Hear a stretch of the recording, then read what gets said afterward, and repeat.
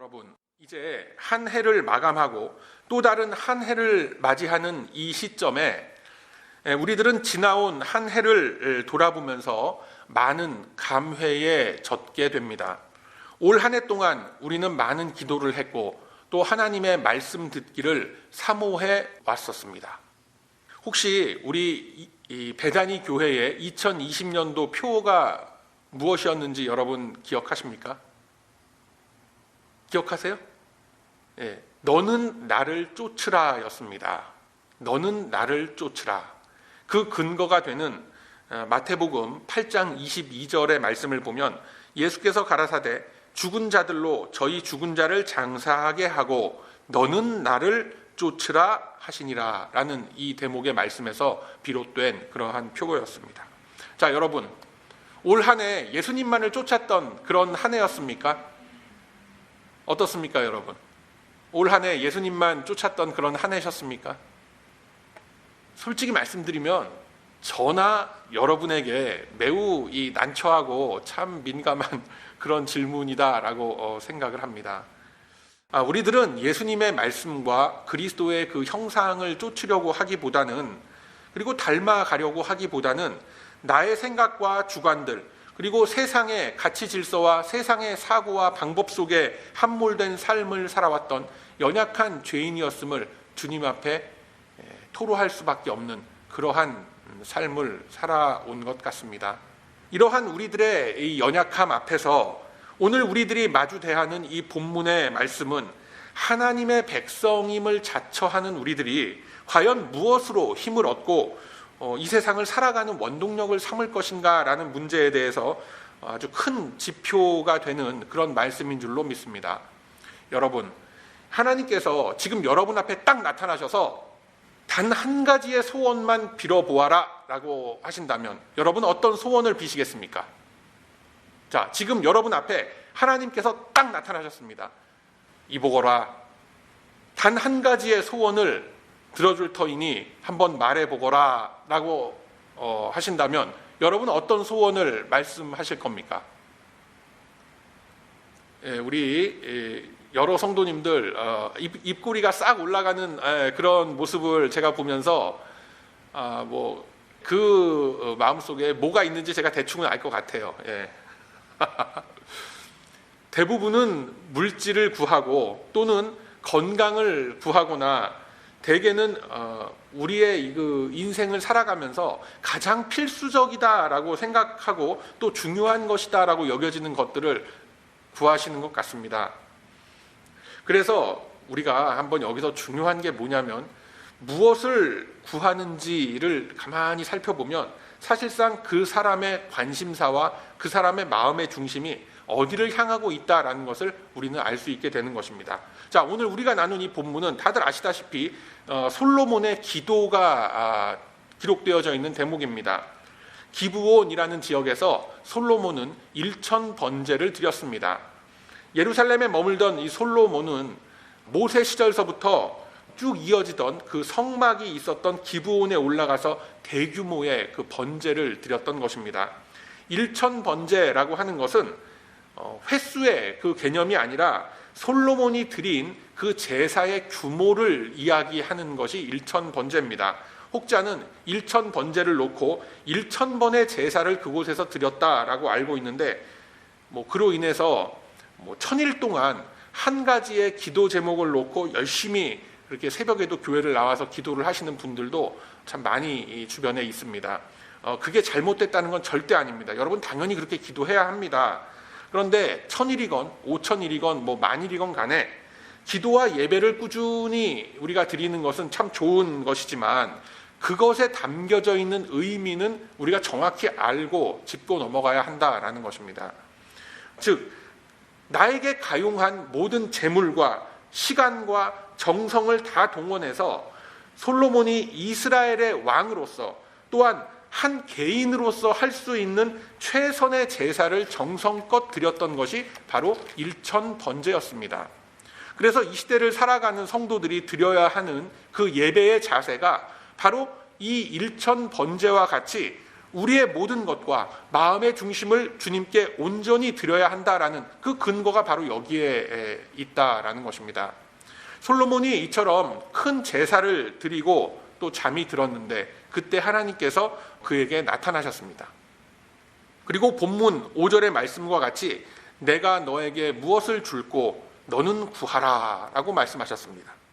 여기서 우리들이 주목해 보아야 할 포인트가 여러 가지가 있습니다만 오늘은 솔로몬이 하나님께 구한 것들의 내용에 대해서 우리가 한번 살펴보도록 합니다. 단도직입적으로 보자면 9절의 말씀과 같이 지혜로운 마음을 종에게 주사 주의 백성을 재판하여 선악을 분별하게 하옵소서라고 지혜를 구합니다. 여러분, 솔로몬도 분명히 사람이고 저와 여러분처럼 이 연약한 심성을 가진 인간입니다. 그런데 그가 왜 무슨 이유로서 다른 것들도 많았는데 하필 지혜를 구했을까요? 애초에 솔로몬이 영적으로 뛰어난 그런 인물이라서 성령 충만한 일꾼이라서 지혜를 구했겠습니까? 아닙니다, 여러분. 본문에 등장한 지혜로운 마음이라는 단어의 그 원어적 의미는 듣는 마음이라는 의미입니다. 무엇을 듣는 마음일까요? 두말할 나위도 없이 하나님의 말씀을 듣는 마음을 뜻합니다. 왜 솔로몬이 이 수없이 화려한 것들, 화려한 재물과 권력과 명예 등을 다 내던져 놓고 하나님의 말씀을 듣는 마음을 원했는가? 우리는 솔로몬의 출생의 기원서부터 한번 살펴볼 수 있어야 합니다. 솔로몬이 어떤 인물입니까? 다윗과 밧세바 사이에서 태어난 그런 인물입니다. 너무나 유명한 다윗과 밧세바의 그 간음 사건의 부끄러운 열매가 바로 솔로몬이었습니다. 그 아버지 다윗은 왕위에 있으면서 수많은 후궁들을 두었고 이 후궁들은 대부분 주변의 이방 민족 출신 그러한 여성들이었습니다. 하나님은 그들과 인연을 맺는 것을 금하셨고 그들을 멸하라라고 하셨습니다만 다윗으로서는 자신의 정치적인 야욕을 채우고 또 좋은 게 좋은 거다라는 식으로 주변의 이방 족속들과 어정쩡한 화친을 맺어왔었던 겁니다. 그 방법으로서 이방 여인들을 자신의 궁전의 후궁으로 들이면서 주변 민족들과는 일면 화평한 그런 시간들을 보내는 것 같았지만 이스라엘 내부적으로는 극심한 분란과 분쟁의 씨앗을 만들었었던 겁니다. 대표적인 사건이 이복 형제들끼리의 불미스러운 사태를 해결하지 못함으로 일어난 바로 압살롬의 반란 사건입니다. 이 사건으로 인해서 다윗은 왕궁에서 쫓겨나서 광야를 떠돌아다니는 수모를 겪었고 자신이 뿌린 죄의 씨앗에 대한 그 열매를 아주 혹독히 거두는 그런 시련을 겪기도 했었습니다. 압살롬 사건만이 아니라 아도니아의 반란, 그리고 다윗의 오른팔이었던 요압 장군의 배신, 제사장 아비아달의 배신 등으로서 무척이나 어려운 통치 시기를 보냈던 그런 다윗 왕이었습니다. 솔로몬이 왕위에 오르기 전에 이스라엘 왕궁의 상황은 어마어마한 정치 권력의 그 암투가 벌어지고 있었고 그 중심에는 바로 우유부단했던 다윗과 밧세바의 치맛바람이 마치 이 장희빈과 정난정 이런 그 혼란으로 유명했었던 조선시대의 역사보다 훨씬 더 치열했던 궁중 암투를 벌이고 있었던 그런 시절이었습니다. 그랬기 때문에 이러한 혼란과 암투를 이겨내고 왕이 되었다면 솔로몬이 구해야 할 것은 당연히 자신의 왕권의 통치권의 안정이었을 것입니다. 그에게 있어서 이 정권의 안정, 정적들을 해치우는 일들이야말로 무엇보다 1순위에 놓여있는 솔로몬의 국정 과제였을 겁니다. 그러나 솔로몬은 매우 성숙한 인물입니다. 비록 자신의 아버지 다윗의 숱한 약점들과 그 오류들을 보면서 자랐지만 그는 자신이 맡은 권력의 자리는 하나님께서 자기에게 위임하신 자리였다라는 것을 정확하게 깨닫고 있었던 인물입니다. 본문 7절의 말씀을 보면 종은 작은 아이라 출입할 줄을 알지 못하고 라고 합니다. 앞서 말씀드린 바와 같이 당시에 이 밧세바의 엄청난 치맛바람으로 인해서 솔로몬은 최고의 왕자 교육과 후계자 수업을 받았던 인물입니다. 그럼에도 불구하고 조금도 자신의 모습을 드러내 보이지 않고 오직 하나님의 은혜만을 간구하는 모습을 보이고 있는 겁니다. 즉 솔로몬은 이복 형들의 그 숱한 피를 딛고 왕위에 오른 인물이었고 자신의 아버지 다윗이 저지른 숱한 오류와 그 잘못들이 하나님과의 관계가 흐트러졌을 때 일어났었던 일임을 이미 알고 있었던 사람이었습니다. 솔로몬은 이처럼 정확하게 깨닫고 있었던 겁니다. 그가 훗날 남긴 그 잠언의 말씀들과 전도서의 말씀들을 보면 솔로몬이 어떤 심정으로 이처럼 하나님께 매달릴 수밖에 없었는지 충분히 수긍이 가고도 남습니다. 그러한 솔로몬이었기 때문에 그는 집권 초반기에 아버지 다윗이 겪었던 오류와 혼란과 분열을 피할 수 있는 그 유일한 방법은 이스라엘의 하나님께 돌아가서 그의 은혜와 인도하심을 구하는 것임을 깨달았던 겁니다. 그랬기 때문에 그는 일천 번제를 드릴 수 있는 마음을 가졌고 마음의 중심이 하나님을 향한 그에게 하나님께서는 친히 나타나셔서 그의 바램과 그의 필요를 물어보셨던 겁니다. 하나님과의 그 대화를 보면 솔로몬이 어떤 마음으로 하나님을 향하고 있었고 어떤 마음으로 자신을 표현하고 있는가라는 것을 알 수가 있습니다. 7절 하반부 어절에 보면 종은 작은 아이라 출입할 줄을 알지 못한다라고 그렇게 했죠. 극도의 교만함과 그 불신앙을 나타냈던 시드기야라든가 아하스 왕이라든가 이런 많은 그 왕들과는 다르게 솔로몬은 겸손하게 이 무릎을 꿇는 그런 장면을 보이고 있는 겁니다. 자신을 가리켜서 작은 아이라고 표현을 했습니다. 성경의 표현에 의하면 이 작은 아이, 어린아이라는 의미는 겸손함과 더불어서 하나님 의존적인 사람을 뜻하는 겁니다. 마태복음 18장 3절의 말씀에 보면 마태복음 18장 3절 말씀 보면 진실로 너희에게 이르노니 너희가 돌이켜 어린아이들과 같이 되지 아니하면 결단코 천국에 들어가지 못하리라 라고 예수님께서 말씀하셨습니다. 이 말씀은 제자들끼리 서로 천국에서 누가 더 큰 사람이냐, 누가 더 하나님의 사랑을 받는 존재이냐라는 것을 놓고 갑론을박할 때 예수님께서 하신 말씀입니다.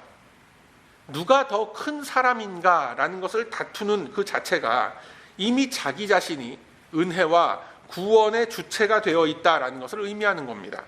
그러나 예수님은 말씀하시길 이 구원과 은혜의 주체는 인간이 아닌 하나님이시며 인간은 구원의 대상이다라는 것을 분명하게 말씀하셨습니다.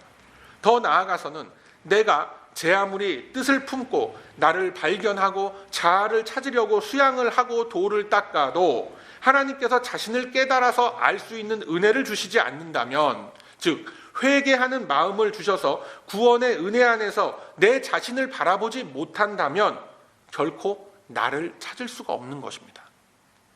이 사실을 솔로몬은 어린 시절부터 그를 둘러싼 숱한 암투와 정쟁을 지켜보면서 깨달았고 이제 가장 높은 왕의 자리에 올랐지만 그 자리가 자신의 자리가 아니라 하나님께서 위임하신 자리, 하나님께서 맡겨주신 자리임을 알고 있었던 것입니다. 솔로몬은 고백하기를 나는 작은 아이라 출입할 줄을 모른다라고 했습니다. 즉 왕으로서의 행동과 처신과 자신이 해야 할 일들을 모른다라는 것인데, 사실상 이 솔로몬은 이미 그 궁중 안에서 충분히 다듬어지고 훈련되어진 왕세자였습니다. 그럼에도 불구하고 그는 하나님 앞에서 겸손했습니다. 솔로몬이 일천 번제 이후에 이처럼 하나님의 청지기로서의 모습을 보이면서 기록한 말씀을 쭉 우리가 확인을 해보면 그가 어느 정도로 하나님을 의식하는 왕이었는지를 알 수가 있습니다. 자, 잠언 1장 7절의 말씀을 한번 찾아봅니다.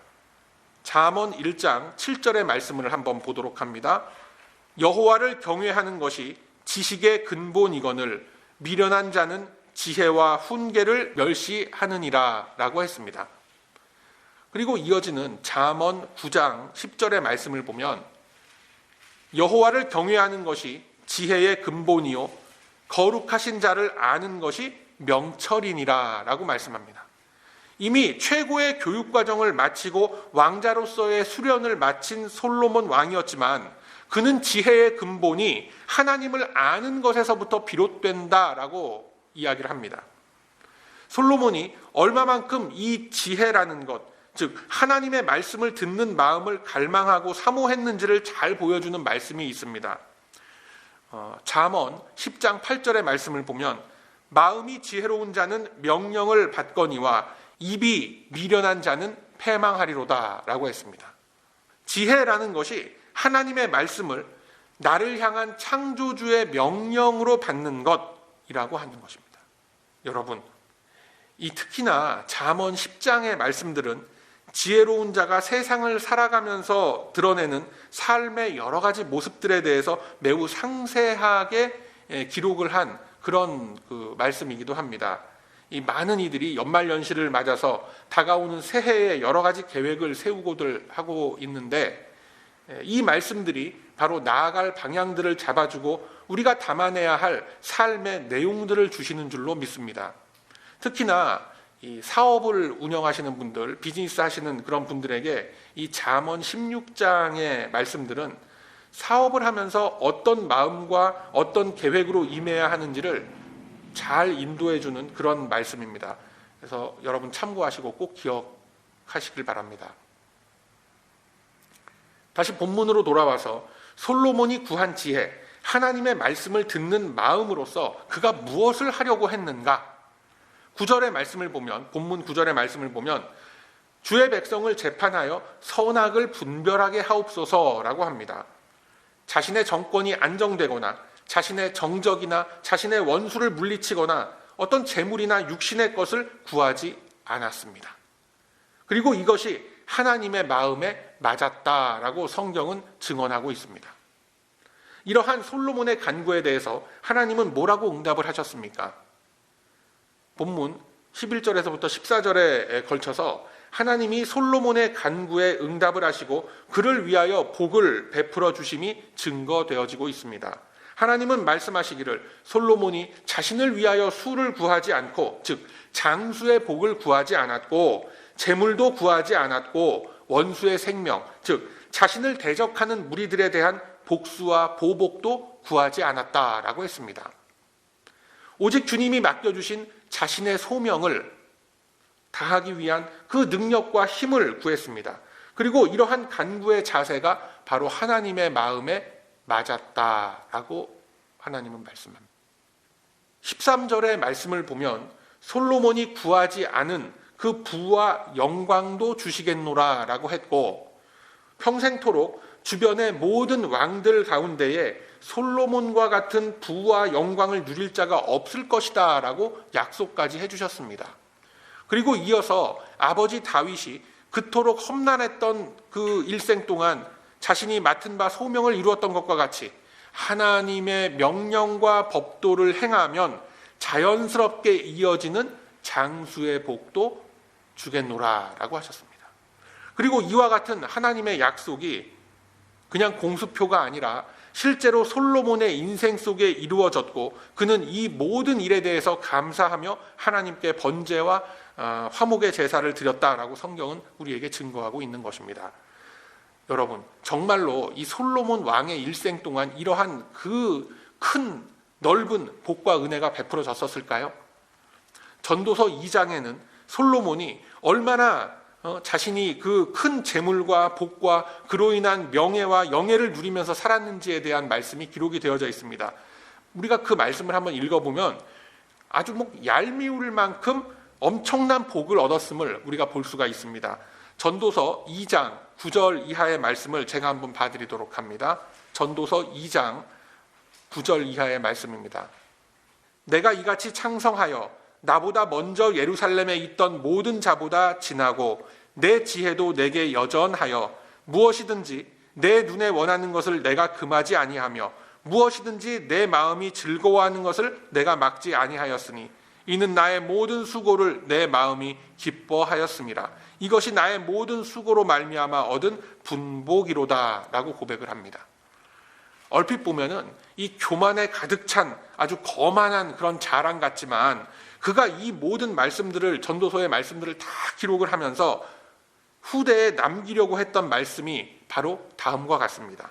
전도서 12장 1절의 말씀, 제가 봐드립니다. 전도서 12장 1절의 말씀.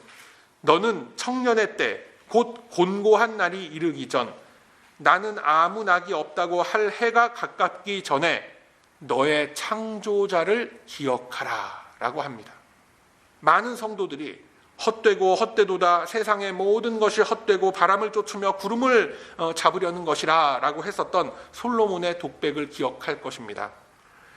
이 헛됨의 모든 것을 다 겪은 후에 그가 성령의 인도를 받아 기록한 말씀이 바로 인생의 해가 저물기 전에 악착같이 긁어 모아서 큰 재산을 만들어라, 이것이 아니라 창조주 하나님을 기억하라 라는 것입니다. 그러면서 결론적으로 그가 말하기를 전도서 12장 13절 말씀에 이렇게 유언과 같은 말씀을 남깁니다. 전도서 12장 13절의 말씀, 일의 결국을 다 들었으니 하나님을 경외하고 그 명령을 지킬지어다. 이것이 사람의 본분이니라 라고 결론을 맺고 있는 것입니다. 그가 왕에 오른 직후에 행했던 일천번제와 하나님께 대한 간구, 그에 대한 하나님의 응답으로 인해서 그는 이스라엘 최고의 전성기를 이끌어낸 왕이었습니다. 그리고 그가 받은 지상 최고의 복과 영예로서 그는 자신이 원하는 것은 못해본 것이 없고 가져보지 못한 것이 없었노라고 자랑 아닌 고백을 했습니다. 그러한 그가 인생의 말년에 남긴 그 성령의 음성은 하나님을 경외하고 그의 명령을 지키라라는 것입니다. 즉 하나님께서 주시는 지혜, 말씀을 듣는 마음을 구하고 그대로 행하라라는 것입니다. 이것이 바로 사람의 본분이라고 말씀합니다. 사랑하는 우리 배단위 가족 여러분, 올 한 해도 저물어가고 이제 2021년 새해가 시작되기 직전에 우리는 지금 와 있습니다. 지나간 한 해를 기억해 보고 또 생각해 보면 우리들은 하나님으로부터 거의 강제적인 인도함을 받은 존재들입니다. 우리 세대에 이 유례가 없는 팬데믹 사태로 인해서 예배당 예배가 중단이 되고 이처럼 인터넷 공간에서 우리가 만나고 있습니다. 제1차, 2차 세계대전 때도 없었던 일이라고 하고 일제시대에도 없었고 6.25 사변 중에도 없었던 일이라고 합니다. 하나님은 이 마지막 때에 절박한 마음으로 우리를 부르고 계신 줄로 믿습니다. 우리들이 만나지 못하고 이처럼 영상으로 하나님께 예배드리는 이 자리가 바로 우리들이 올려드리는 일천번제의 자리가 되어야 할 줄로 믿습니다. 우리 하나님은 바로 이 시간을 통해서 이 예배의 본질을 우리에게 깨닫게끔 하시는 것입니다. 비록 우리가 물질로서 드리지 못하고 갖추어지고 또 격식 있는 그런 모습으로 예배를 행하지 못하더라도 갈급한 심령으로 간절한 마음으로 주님만을 바라보게 하시고 말씀 속에서 하나님의 음성을 듣도록 하시는 겁니다.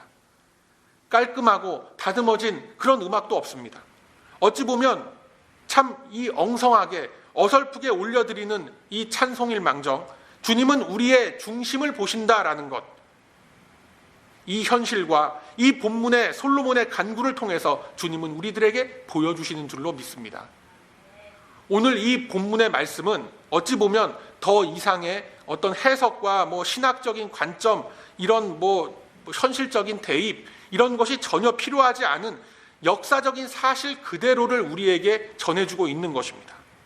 하나님은 솔로몬에게 무엇이든지 구하라라고 했지만 그는 자신을 위해서 육신의 소욕들을 구했던 것이 아닙니다. 오직 자신에게 맡겨진 주님의 사명을 이루기 위한 능력을 구했을 뿐입니다. 그러나 하나님은 그가 구하지 않은 것들, 아마도 그에게 필요했을지도 모르는 그 숱한 것들을 아낌없이 부어주셨고, 오늘 우리들이 확인한 것처럼 그는 최고의 영예를 누렸다라고 자랑스럽게 고백을 합니다. 여러분, 밝아오는 새해가 바로 그러한 날들이 되기를 소망합니다. 하나님은 저와 여러분에게도 동일한 음성으로 지금 말씀하고 계십니다. 내가 너에게 무엇을 줄고 너는 구하라 라고 말씀합니다. 여러분, 무엇을 구할 것입니까? 영원한 생명을 구하고 하나님의 지혜, 말씀을 듣는 지혜를 구하시길 바랍니다. 말씀의 영으로서 나를 꽁꽁 묶어주소서라는 간구가 저와 여러분의 첫 번째 기도 제목이 되어야 할 줄로 믿습니다. 하나님께서 우리에게 은혜를 주시고 당신의 백성으로 삼아주시면서 주신 그 거룩한 사명이라는 것이 우리에게 다 있습니다. 아직까지 그것을 깨닫지 못하신 분들 혹시라도 계시다면 오늘 우리가 나눈 이 본문의 말씀 다시 한번 깊이 묵상해 보시길 바랍니다. 여러분, 디모데후서 1장 13절의 말씀에 이 답이 나와 있습니다. 디모데후서 1장 13절의 말씀 제가 봐드립니다. 너는 그리스도 예수 안에 있는 믿음과 사랑으로서 내게 들은 바 바른 말을 본받아 지키고 우리 안에 거하시는 성령으로 말미암아 너에게 부탁한 아름다운 것을 지키라 라고 하셨습니다. 이것이 우리가 받은 소명입니다. 하나님의 바른 말씀을 본받아 지키고, 뭡니까 이게? 즉 말씀으로 이 땅에 오신 그리스도를 지키고 그리스도를 증거하면서 주님께서 우리들에게 부탁하신 지상 명령을 지키라고 하십니다.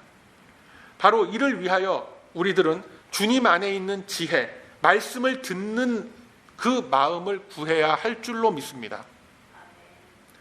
저와 여러분이 솔로몬처럼 하나님의 지혜를 구할 때에 우리들이 미처 구하지 않은, 그러나 우리에게 필요한 이 여러 것들을 주님께서는 아낌없이 채워주실 줄로 믿습니다. 솔로몬에게 나타나셔서 약속해 주시고 채워주신 하나님은 훗날 직접 육신을 입고 이 땅에 내려오셔서 이렇게 말씀하셨습니다. 마태복음 6장 29절 이하의 말씀을 제가 봐드리도록 합니다. 마태복음 6장 29절 이하의 말씀, 산상수훈의 말씀이지요. 내가 너희에게 말하노니 솔로몬의 모든 영광으로도 입은 것이 이 꽃 하나만 갖지 못하였느니라. 오늘 있다가 내일 아궁이에 던지우는 들풀도 하나님이 이렇게 입히시거든 하물며 너희일까 보냐 믿음이 적은 자들아. 그러므로 염려하여 이르기를 무엇을 먹을까 무엇을 마실까 무엇을 입을까 하지 말라. 이는 다 이방인들이 구하는 것이라. 너희 천부께서 이 모든 것이 너희에게 있어야 할 줄을 아시느니라. 그리고 무슨 말씀을 하셨습니까? 너무나 유명한 말씀이죠. 너희는 먼저 그의 나라와 그의 의를 구하라. 그리하면 이 모든 것을 너희에게 더하시리라. 아멘. 아멘이십니까 여러분? 이 말씀대로 말씀이 육신이 되어 이 땅에 오신 지혜와 복의 근원 예수 그리스도를 나의 구주로 삼아서 하나님의 의와 하나님의 나라가 내 안에 세워지기를 소원하는 우리 모든 베다니 가족들이 다 되시기를 소망합니다. 솔로몬의 간구에 응답해 주셨던 그 주님은 이제 하나님의 나라와 하나님의 의를 내 삶 속에 세워 나아가기를 소원하고 다짐하는 우리 모든 베다니 가족들의 삶 속에 친히 예비하신 풍성한 것들로 충만케 하시고 복되게 하실 것입니다. 그러함으로 이제는 오직 주님의 약속을 의지하는 이 믿음을 가지고 이제 우리 앞에 놓인 새해를 맞이하면서 지난 한 해의 모든 어려움과 어두움들 다 떨쳐내버리는 저와 여러분의 힘찬 인생길이 다 되시길 2020년 송년주일의 아침에 주님의 이름으로 축원드립니다. 아멘.